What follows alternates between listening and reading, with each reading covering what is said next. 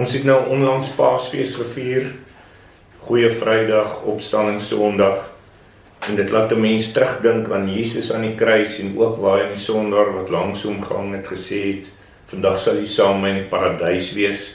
Dit laat ons ook dink aan ons eie verganklikheid en as ons sterf, wat gaan met ons gebeur?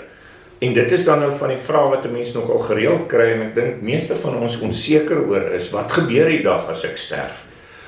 Is ek dadelik in die paradys as kind van die Here? Is daar tyd in die graf wanneer die opstanding aan die einde met Christus se wederkoms, is daar tyd van tydloosheid? Hoe werk dit? Gee ons so 'n bietjie duidelikheid oor hoe moet ons dit verstaan? Ja, dit is 'n moeilike onderwerp en die Bybel gee nie vir ons al die antwoorde oor hiernamaals, dink ek, wat ons nuuskierigheid vereis nie. Maar die Bybel gee vir ons inligting. Die Bybel gee vir ons sekere verwysings en noem in verskillende tekste, word nie op een plek vir ons mooi gesistematiseer nie, maar noem vir ons op verskillende plekke verskeie elemente van die hiernamaals. Een daarvan is natuurlik die gelykenis in Lukas 16 van Lazarus en die ryk man, waar vir ons 'n storie vertel word. Deur vertel 'n storie, maar gelykenisse baie realistiese stories en ons kan aanvaar soos sy ander gelykenisse weerspieël dit ook die realiteit, in daardie geval van die hiernamaals. En dan sien ons dat wanneer Lazarus sterf, dan is hy aan die boesem van Abraham, die hemel, sou mens kon sê.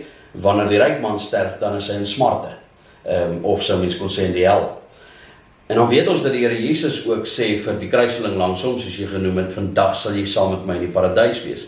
En dis vir ons genoeg Bybelse verwysing en rede om te glo dat gelowiges wat sterf is by die Here, is in die teenwoordigheid van Christus in 'n vorm van paradys of hemel, as mense dit so sou wou noem. Ongelowiges wat sterf is in 'n toestand van smarte, is in pyniging.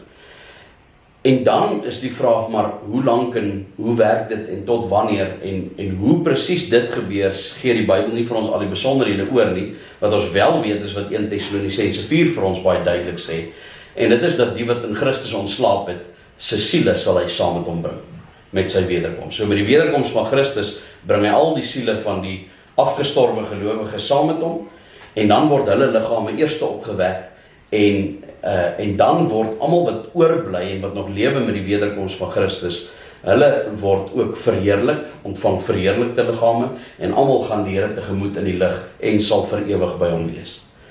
Openbaring praat wel dan nog van 'n herskep of 'n vernuwing van die hemel, 'n nuwe hemel en 'n nuwe aarde. So of hierdie toestand waarin gelowiges nou verkeer, sou jy nou sterf, die finale vorm van die hemel is, lyk nie vir ons so nie.